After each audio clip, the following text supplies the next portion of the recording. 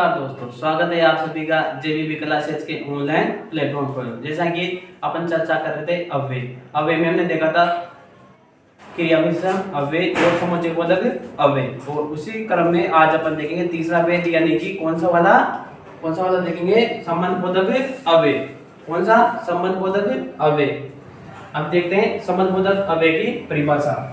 वे शब्द यानी वे शब्द जो संज्ञा या सर्वनाम का अन्य या दूसरे संज्ञा या सर्वनाम के साथ क्या करें, संबंध का बोध कराते हो। यानी वे शब्द जो संज्ञा सर्वनाम का अन्य या दूसरे संज्ञा सर्वनाम के साथ क्या कराते हो, संबंध का बोध कराते हो। उसे क्या बोलेंगे? संबंध बोधक अव्यय बोलेंगे। ये संज्ञा या सर्वनाम के बाद प्रयुक्त थे। ये क्या होते हैं? संज्ञा या सर्वनाम के बाद भी क्या होते हैं? प्रयुक्त होते हैं, यानी इनका प्रयोग संज्ञा या सर्वनाम के बाद भी करते हैं। और इन्हें क्या बोलते हैं? परसर्गीय शब्द। अब यहाँ शब्द है परसर्गीय, इसका अर्थ क्या होता है? प्रत्यय। क्या होता है? प्रत्यय। यानी इनके पीछे क्या लगता है? प्रत्यय भी लगता है, इसलिए इन्हें क्या बोलेंगे? परसर्गीय शब्द भी कहते हैं। अब देखते हैं उदाहरण। जैसे विद्यालय के सामने बगीचा है, यानी विद्यालय है और उसके सामने क्या है? बगीचा है।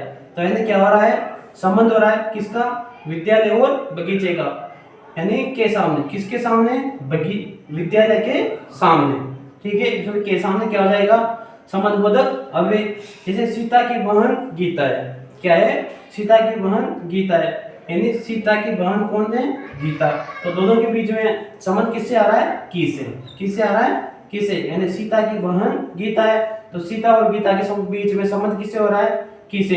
तो की क्या हो जाएगा यहाँ? संबंधबोधक अव्यय। जैसे विद्यालय के सामने बगीचा है, तो विद्यालय और बगीचा के संबंध में क्या हो जाएगा? के सामने इससे संबंध हो जाएगा दोनों के बीच में। जैसे इसके देखते हैं भेद। क्या देखते हैं? भेद, यानी कुछ महत्वपूर्ण भेद लिए जो है। जैसे पहला स्थानवाचक।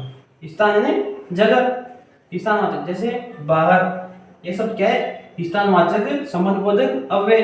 भीतर, ऊपर, नीचे, आगे और पीछे, ये सभी शब्द क्या है? स्थानवाचक संबंधबोधक अव्यय।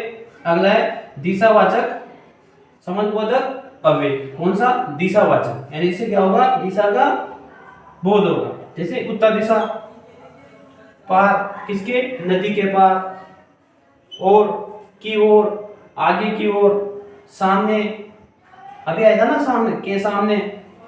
जैसे तरफ से क्या होता है? दिशा का बोध होता है। प्रति, ये सभी शब्द क्या आ जाएंगे? दिशावाचक संबंधबोधक अव्यय। अगला है कालवाचक। काल यानी समय, काल को क्या बोलेंगे? समय। इसमें क्या होगा? पहले, यानी आज के पहले। बाद, आज के बाद। पश्चात को क्या बोलते हैं? बाद भी बोलते हैं।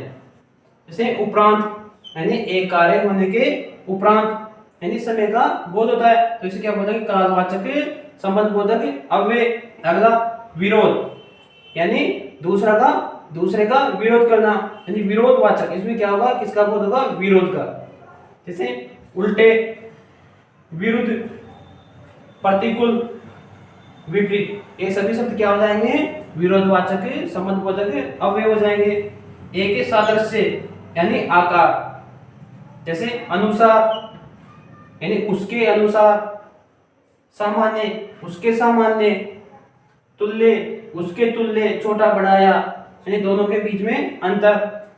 तरह, उसकी तरह, उसके समान।